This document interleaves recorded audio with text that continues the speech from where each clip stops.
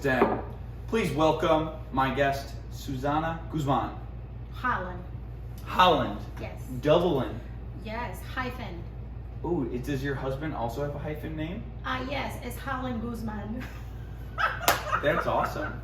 That's interesting because... No, it's not hyphen. It's just Holland. Oh, for him? Yeah, but Oh. he says, to joke around, he says that is Holland Guzman. Oh, gotcha. That's awesome. I work with Susana at school, at Central School, and that's how I know Susana. But Susana happens to be in her 50s and is a fitness connoisseur, and we're going to dive into that now. So, Susana, when's the first time you have thought you were, like, whether it was sports or the first time you felt like you did a workout or even dancing, like, when was that introduced in your life? Well, at a very young age, first of all, I grew up in Mexico, and we did a lot of things outside. We did a lot of playing, a lot of running, and since I was in the middle school, I was in the, how do you call when you jump and you... Track. And track. What did you call it in Spanish? Oh, pues no sé. You don't know, huh? No sé. Eran nomás carreras. Running, jumping. Would you go around to different schools, or was it a community? We did. No, we competed with different schools, a big stadium, and so I was the long jump person and the 100-meter runner. So that was at the middle school. I also played volleyball. Yeah. And later on, I decided to focus more into dancing. And I did that for 8 years, so all the way from middle school to after I graduated from high school. And that was also, for that part of my life, we traveled to different states.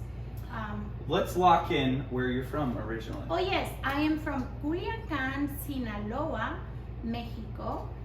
And Culiacan is located, if you picture the map of Mexico, where Baja is, it will be across from Cabo in the west coast of Mexico. And so Mexico has states, not regions, or I don't know. It has 32 states. States, gotcha.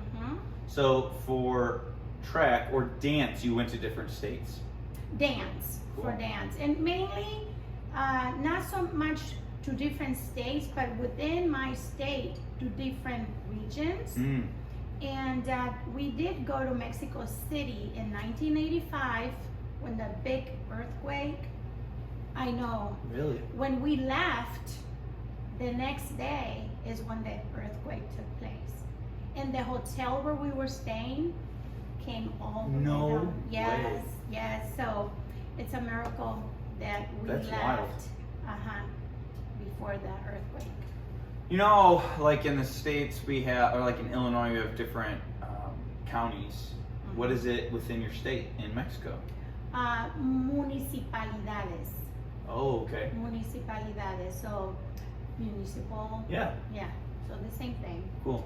So did you find that interesting then when, as an adult in the States, just noticing like the hardcore push on sports with little kids?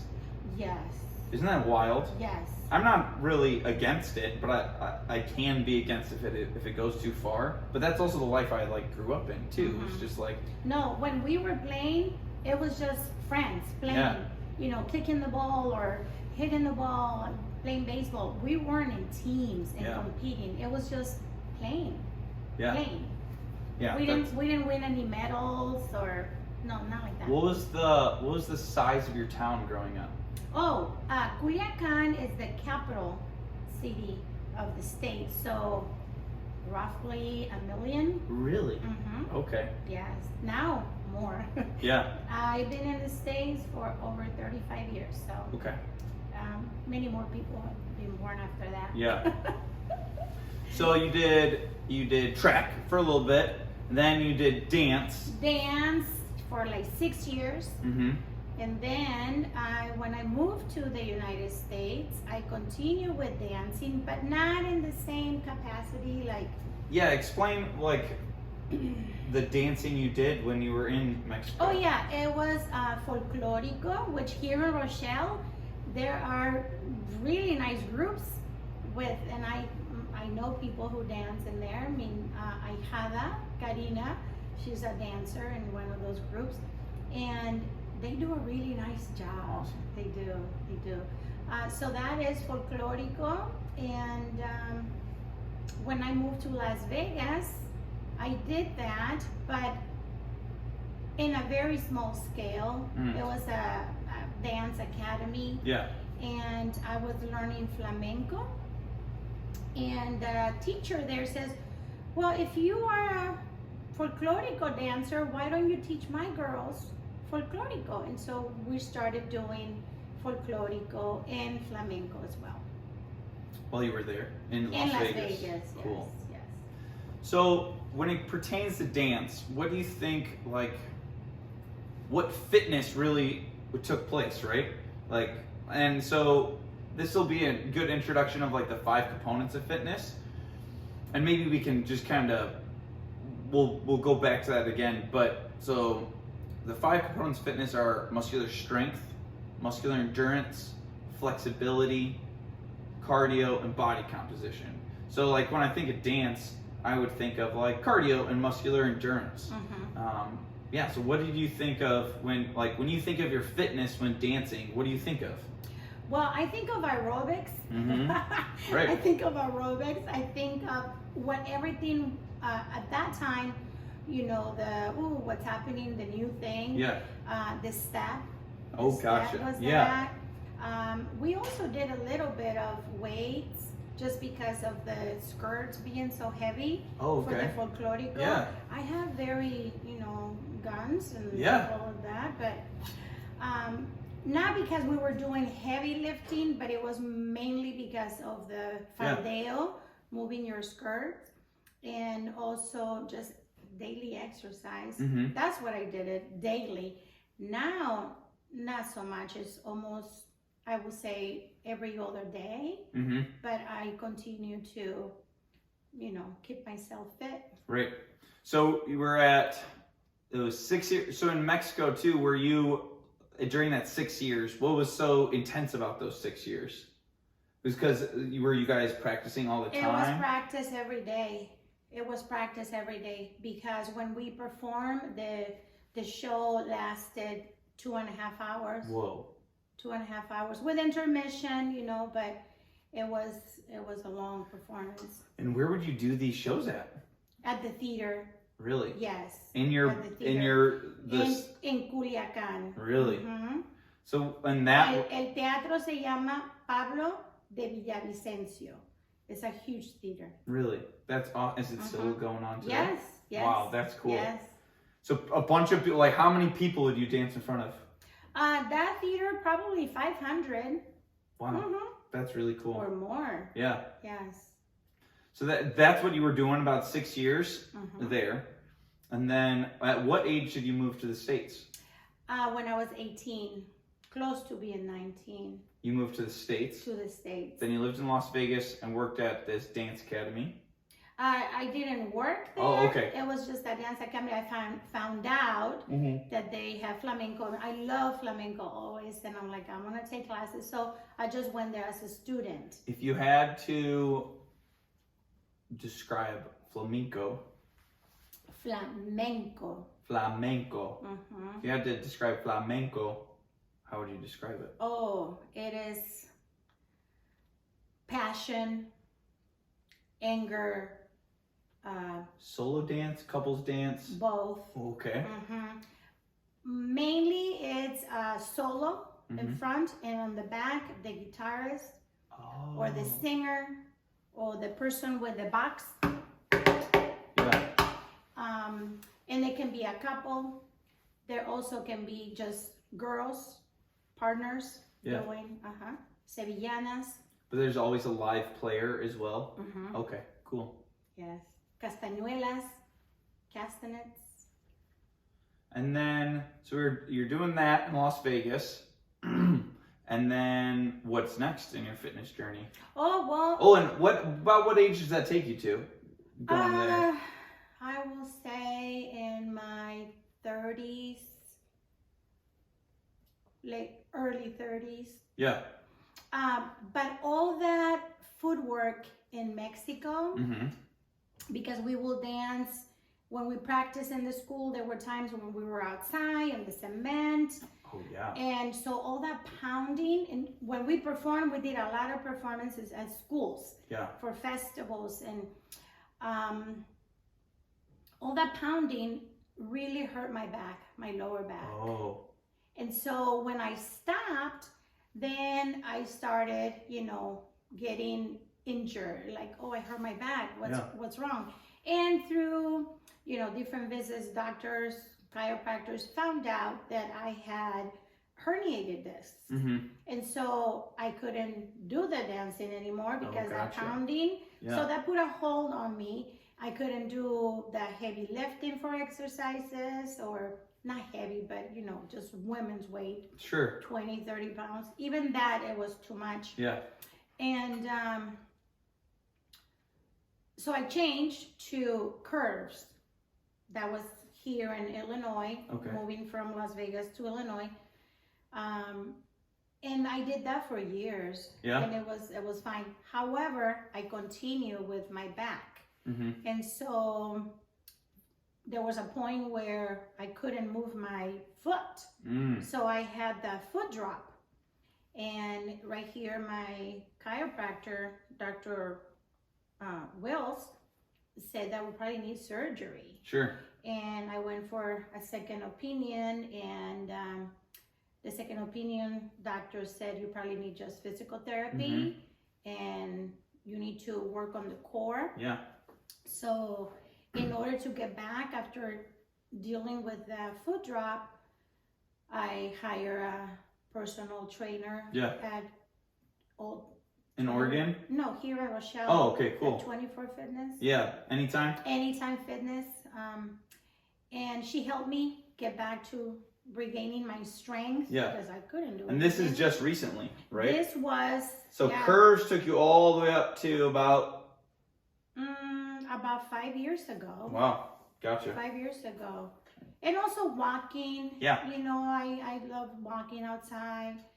And so after getting that personal trainer, then I had my physical therapy and all that.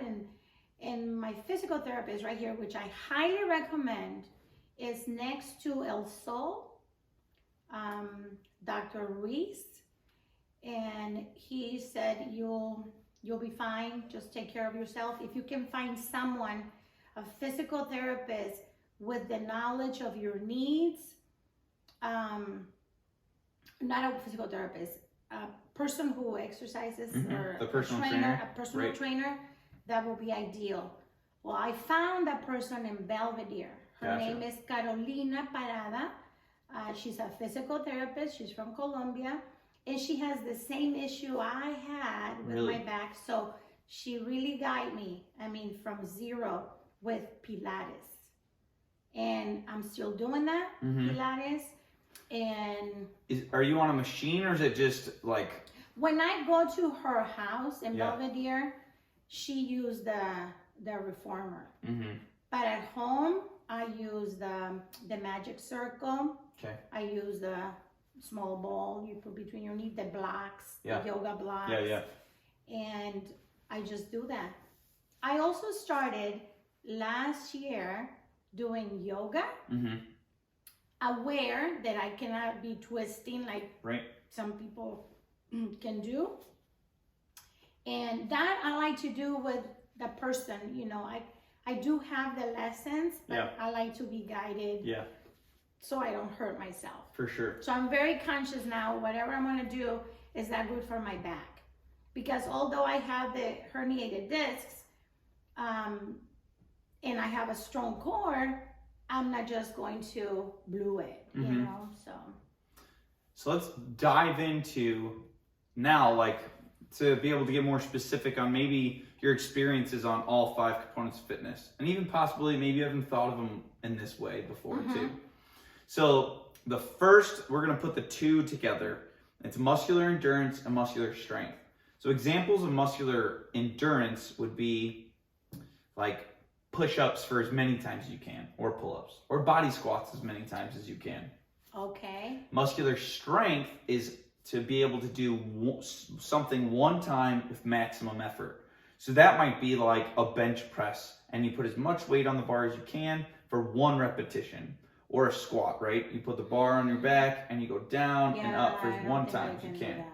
But another would be like jump as high as you can for one time, because that is one maximum effort. It doesn't take as long to recover. So my question is, what is your experience with that? It sounded like in dance you did some weight training, and so is that more muscular endurance? Have you ever tried muscular strength? Well, right now I'm combining the pilates with SIT, S-I-T, okay, spring intermittent training. Okay. And that's when you work for a minute and then you rest for 30 seconds. Yeah. And I work for 7 minutes for the workout, not including the warm up and the cool down. So it ends up being like a 20-minute, because I like to do stretches. Yeah. I like to take my time. So, but that what you saying that jump as high as you can right now, I've never done that. Never done that, huh? And then you've never lifted something as heavy as you could? Yeah, it never met your, that, and it doesn't sound like it really meets your needs either. That's not what you're interested in doing. No. So why do it? It was probably just being active, but in other avenues. And so even when training, like, so maximum, go ahead. I remember one time, and this I was probably, 14, 15, one of the, it was probably muscular endurance. We carried on our backs another dancer. Really? And went across, maybe that's why I hurt my knee, it my could back. Be, yeah.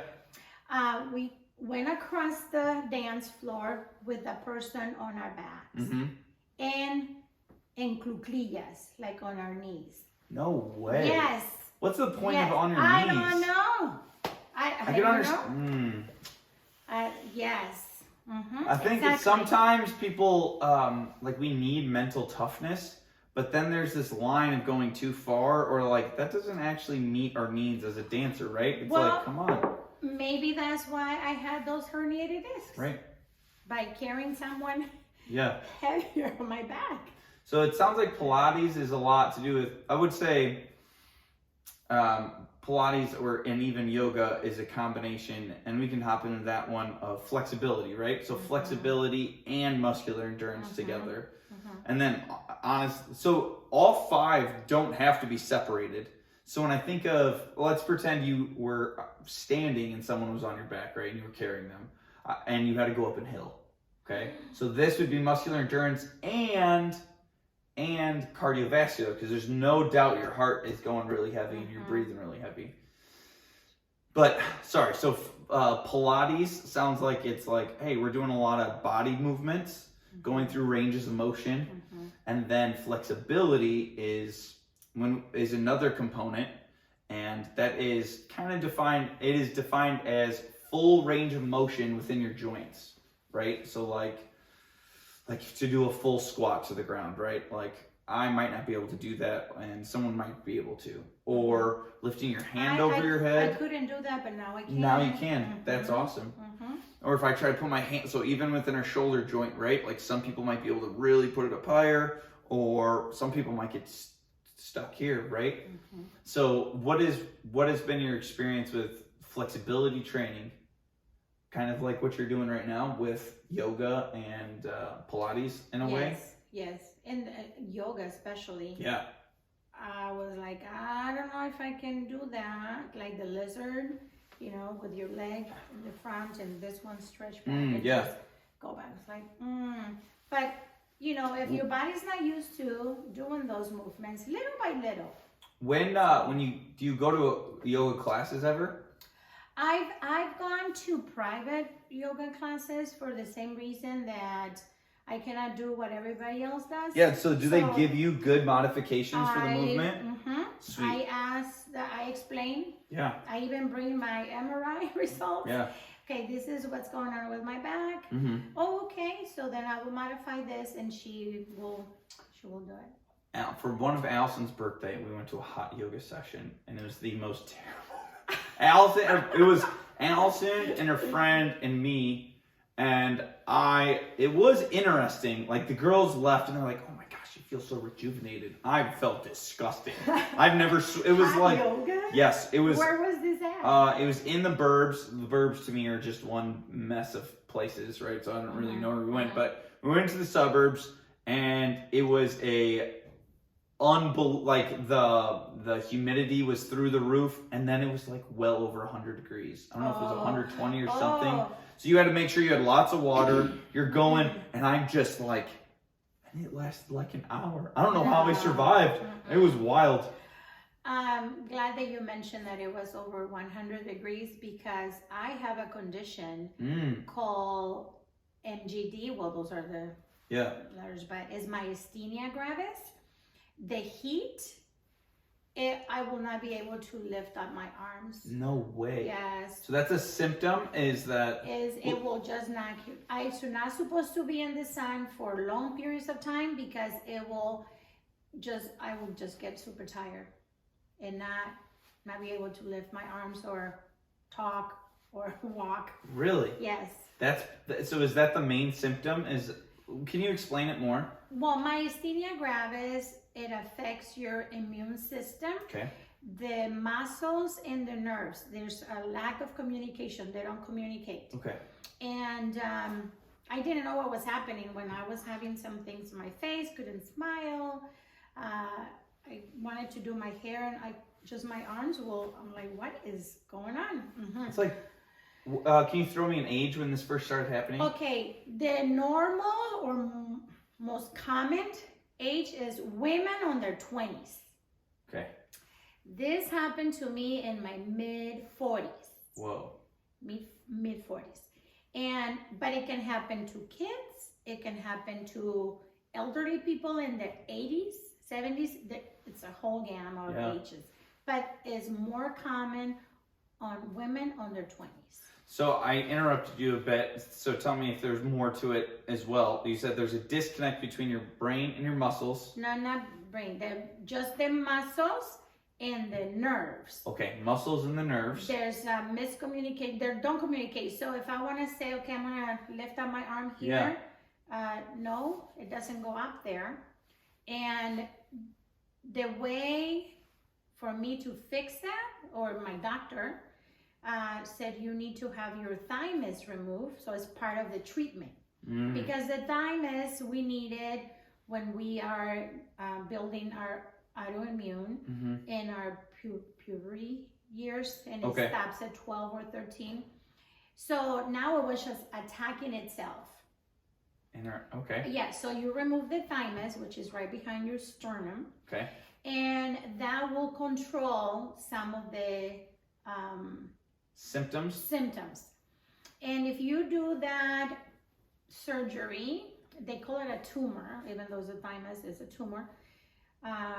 Within a year of the symptoms, you're pretty good about not having any reoccurrence, and then taking medication. So I'm also on the medication. So is that your experience? You haven't dealt with any like severe symptoms since then? I had one at the end of the school year when there was a lot of stress going on. So stress is something that is not recommended either. Yeah.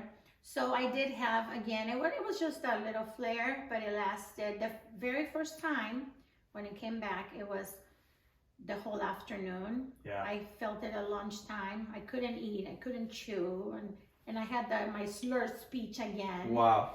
And I was just crying, like, oh no, again. Yeah. And so the next day, it happened again, but it was just for like an hour. And since then, it hasn't happened. But you said heat also can... Heat, any extreme weather. It can be super cold. Oh, wow. Or it can be super hot. I need to be in the middle. Gotcha. Yeah, so that's myasthenia gravis. And during those 5 years, because it was 5 years, I couldn't exercise very much. Yeah. So when I started going back after the surgery, started going back to Doing some exercise, my neurologist said, even if you do 3 minutes, you are taking care of the muscle mass. Yeah.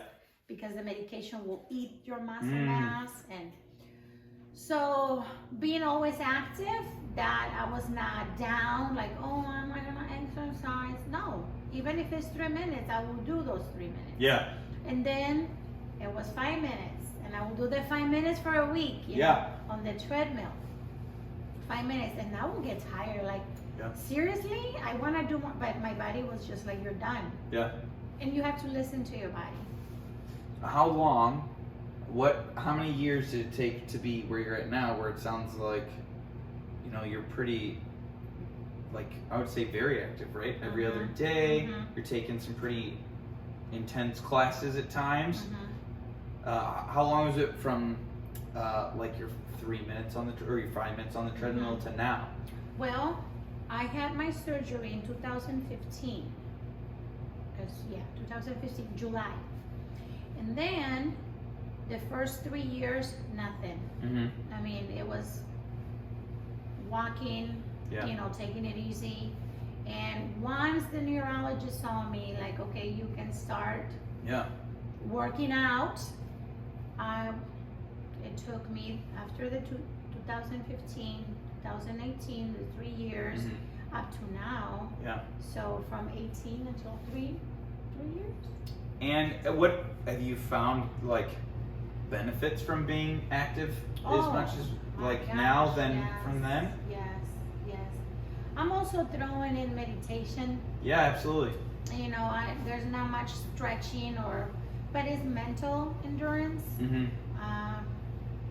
So we're definitely going to attack that at the end, I think, because I would love to talk about, like, what you do for meditation, and then even, like, and compared to, like, we'll attack that at the end.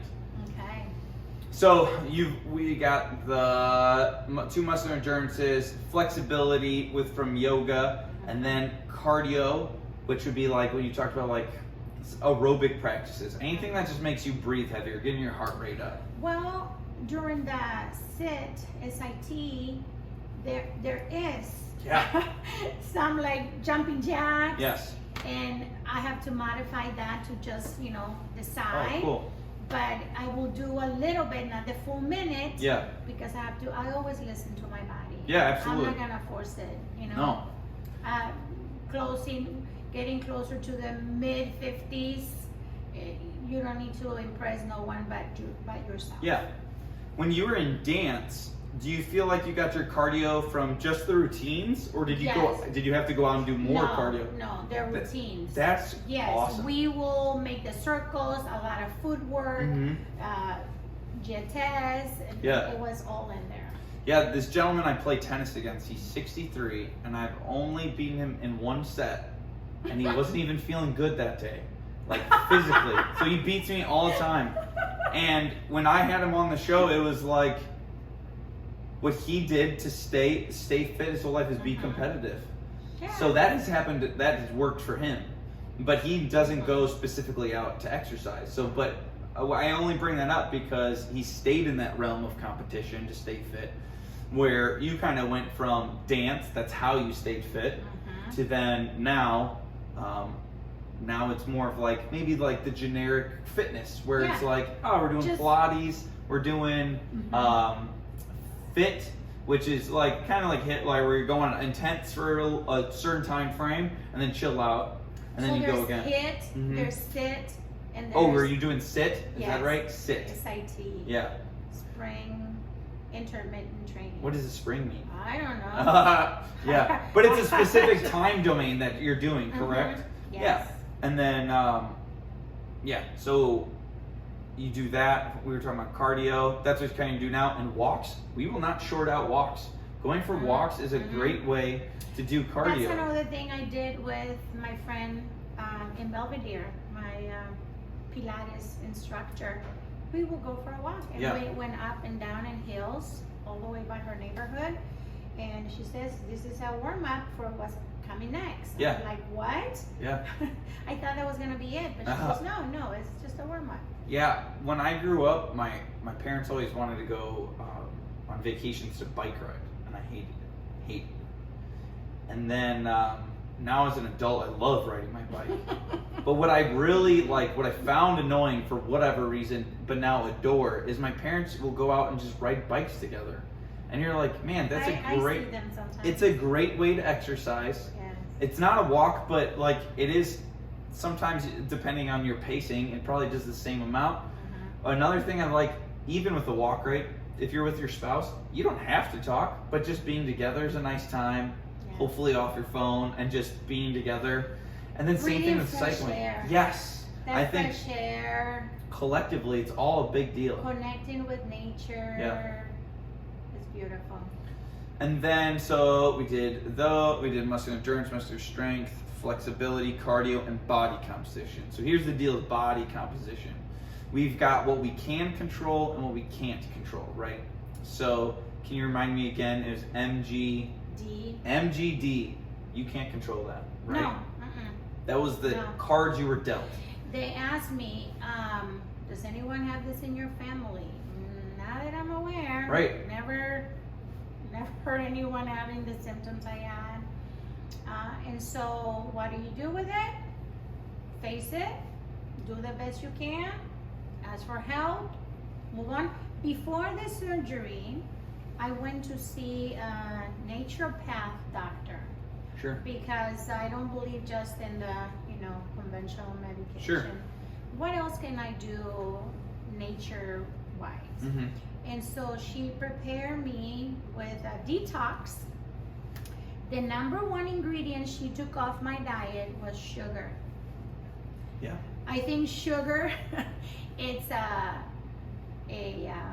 legal drug that everybody is consuming, and everybody is getting sick and sick and sick. So she took that off, and other things, but it was a very clean diet. And now, specifically, like refined sugars, or like, can you have fruit? Oh Fruit yeah, is you fine. can. So natural sugars is all good. Natural sugars. Yeah, absolutely. It was the artificial. Yep. Everything in the bottle and cans. No. Yeah, I 100% agree. That is something as a kid, like I still love sugar, but Yes, now you do. I love sugar so much. But that's Yes. why if you look around, like there's some candy upstairs, but that's from Halloween, and I don't like that stuff, so I'm not going to touch it. But if there was things I liked, it's gone. Yeah. I'll destroy it. I'll eat the whole Yeah. package. So thankfully, my wife and I, go ahead. If you don't eat that way every day. And so here's my thought on sugar in general. So absolutely, not eating it every day, but like if you don't have it in your house, you don't eat it. Right. And so I forget where I either heard or read this. It was just like, hey, if you keep all the desserts out of your house, you have to make a real effort to go get that dessert. Yeah. So like, don't go to the store and buy a pint of ice cream, or like whatever, a pint, but like don't get a carton of ice cream because you're gonna bring that home. Instead, spend a little more money, go to like a restaurant and get whatever size you want of ice cream, but you're gonna be done after that serving. Yes. And so so when it pertains to sugar, it's like every day don't mess with it. I wish I could have it like every once in a while and just eat a little bit. I'm getting better, but I will splurge hard. Well, you know what, John Michael? I eat anything with control. Like I have ice cream at home, and if I feel like having ice cream, I get the gallon. Yep. And I eat 3 spoons. But you have the self-control to do that. 1, 2, 3, or sometimes 1. Yeah. And I'm like, okay, that's all I needed. Yeah. I do not get a scoop or 2. Right. I don't do that. So I eat that. I eat a chocolate when in the teacher's lounge and stuff. I get 1. That's fine. Right. Absolutely. And I think what's cool to hear this is like. But control. But you have the control. That's something I'm working on. But understanding that I don't have the control means we just don't need it in my house. And then every once in a while, I can indulge a little bit. But and thankfully, now if I eat too much sugar, I feel like dirt. Whereas before, like early 20s and lower, I could destroy sugar and feel great. It wouldn't mess with me. Maybe it's a bit of a fib, and I just didn't know what eating right felt like. So that was the norm. But I always kind of felt good. So. Well, after that detox, then your mind changes about what I can eat this way and feel better. Let's talk about coffee for a second. You drink non-caffeinated coffee. Yes. Is there a reason you've ditched out on caffeine as well? Yes, because the medication I'm on for myasthenia gravis, too much caffeine will affect helping me with controlling the symptoms. Yeah. So I drink decaf coffee. And if one time, oh my gosh, there's no decaf, okay, I'll have some regular and no big deal. I probably won't finish the cup. Yeah. But I'll just have this sip of coffee. Cool. Meditation. Yes. But before we get there, so as of right now, would you say you're in the, if you had to describe, let's talk about a couple things. One with we'll talk nutrition first, then fitness, and then meditation. Okay. So one, with nutrition, do you feel like now more than ever, you're in the best place with food? Yes. And then compared to other times in your life? Yes. That's awesome. And that came from having to deal with MGD, do you think? Yes, definitely. They're saying that you are what you eat. Yeah, for sure.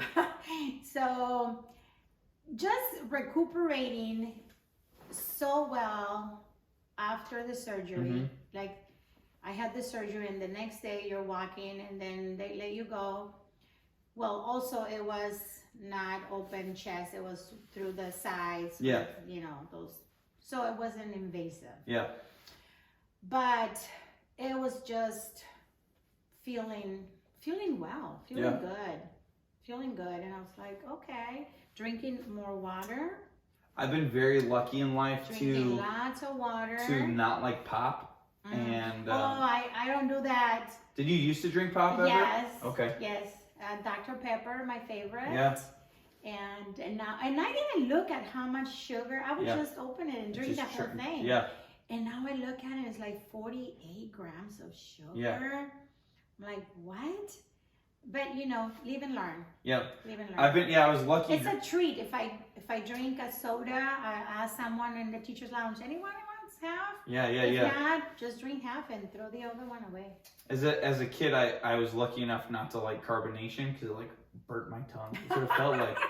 So I never drank pop, and I really just drank water. I for sure liked juice as a kid, but my mom didn't, give us a lot of juice. And then milk. And so now we don't, my wife doesn't really like dairy milk. I got nothing against dairy milk. She just doesn't like it. So we drink almond milk. I do too. But the unsweetened is what we do. So, and the only time I really do that is if I eat cereal kind of thing.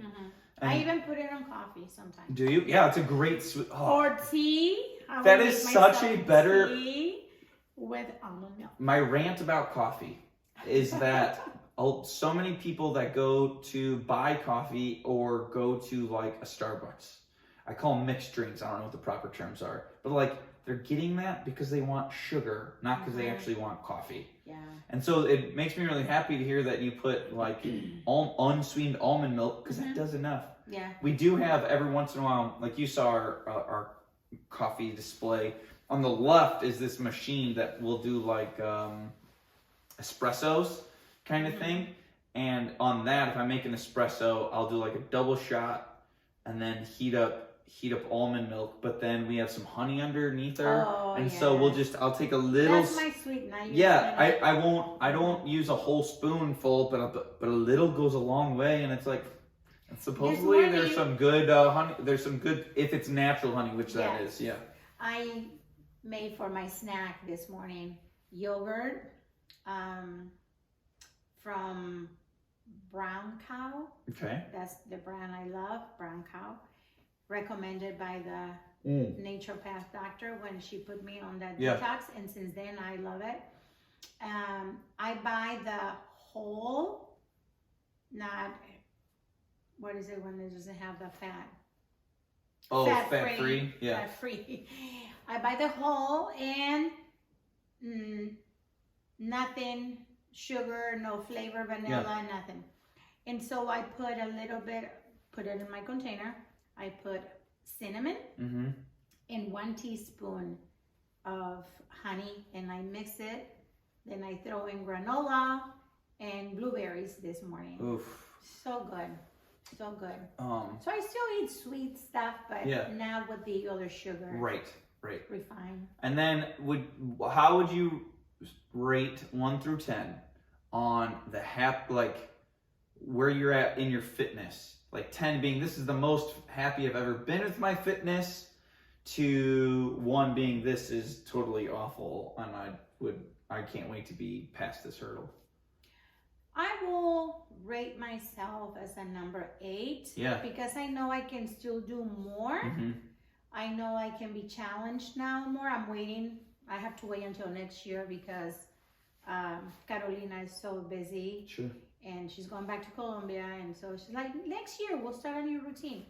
Continue with the one you have. But I will be, I still have to work hard, and I know I can do a lot more. Yeah. But I would say an 8. That's awesome to hear. What would you have said, like dancing back in the day? What would you say that was I mean, that one's tough because you're putting so much emotions into it. Back then, we were strong. I would say it was a 10. Yeah, that's awesome. Then. Yeah. And even enjoyment, that's part of the score too. Yes, okay, cool. Yes, that's awesome. For sure. Then let's finish talking about meditation. Yes. So what does your routine look like? My routine looks like this. I downloaded the app 10% Happier, and you pay, $99 a year. And in this app, you have your teachers, and they have courses. So if I choose one course, I go in there, and there's like 24 lessons. So when do I practice this? Before I go to bed. Cool. After 9 o'clock, I go into my office. I turn my volcanic salt rock, and so it's not too bright, but it's not super dark either.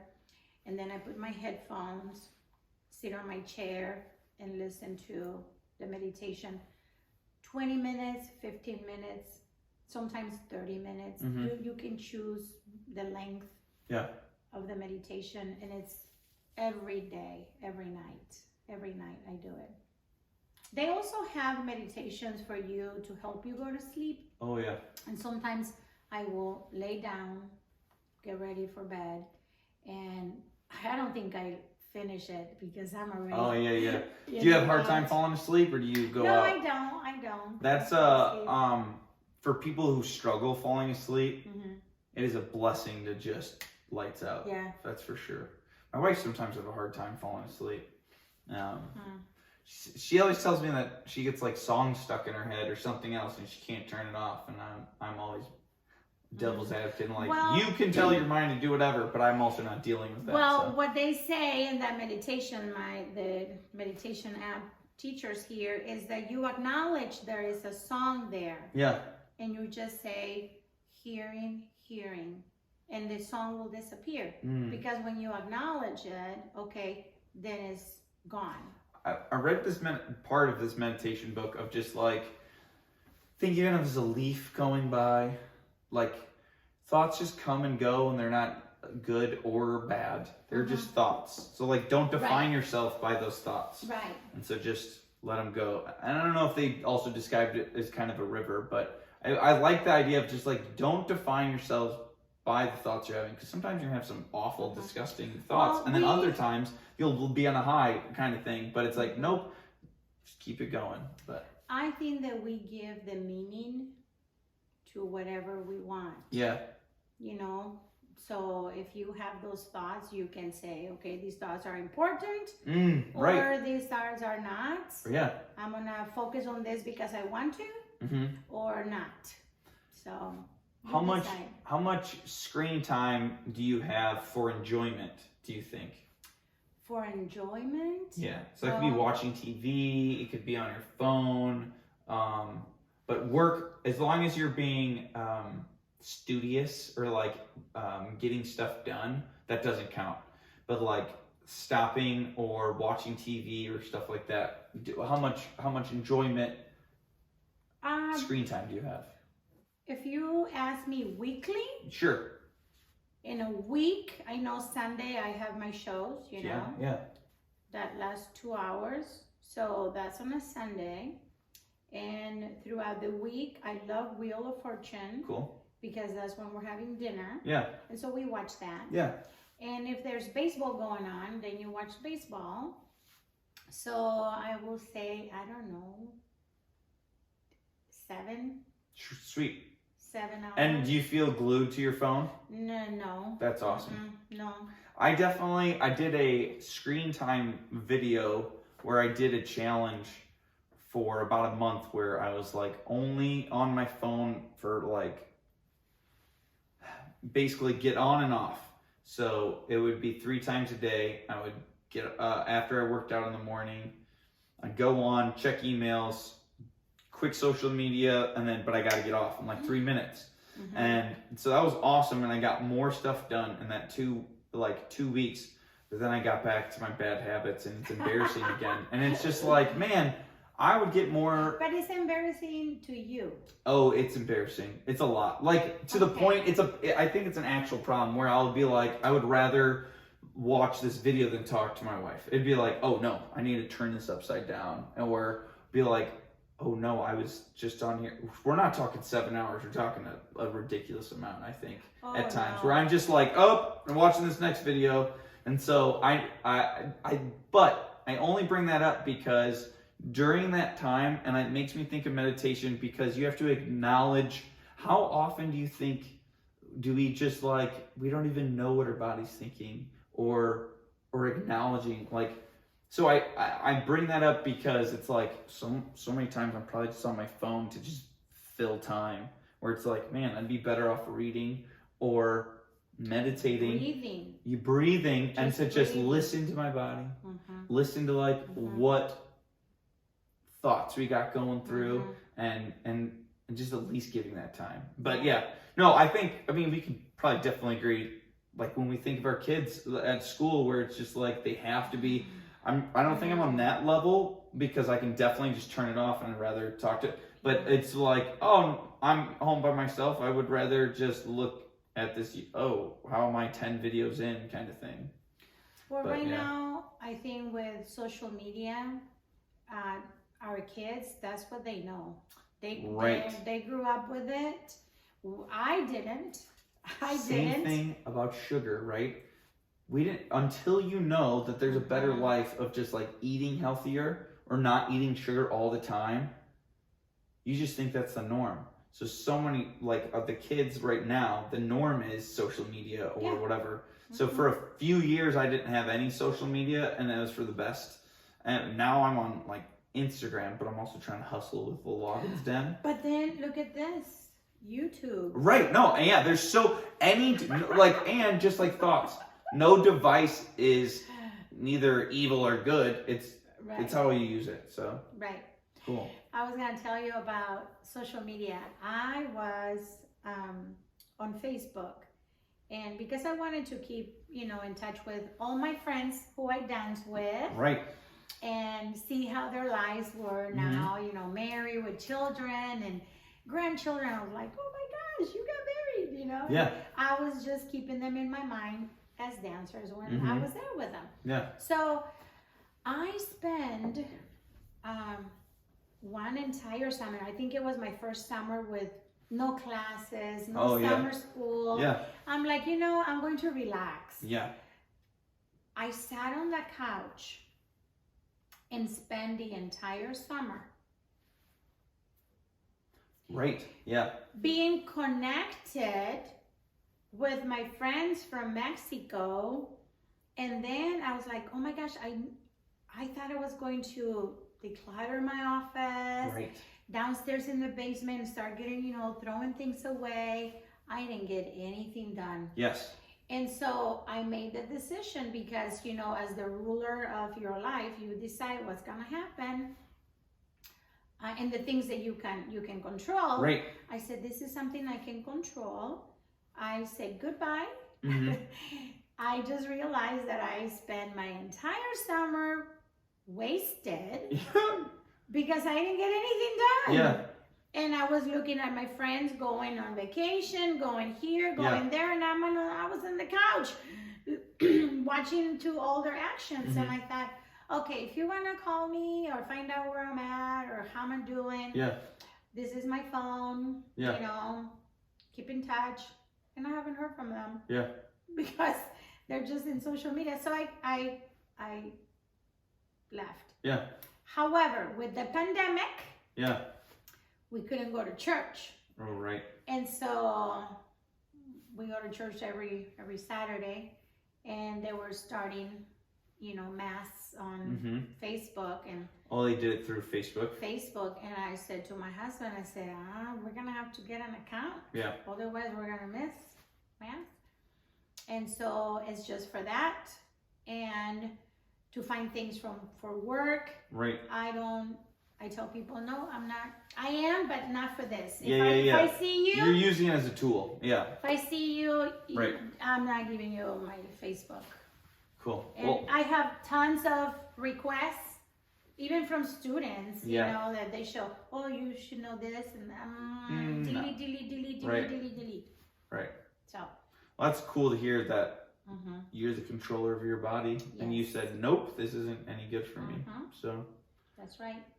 Well, it was awesome to hear your story, Susana. My pleasure sharing it. Yeah. We'll have to clink mugs here. Yes. Let's see. I still have some water. Click.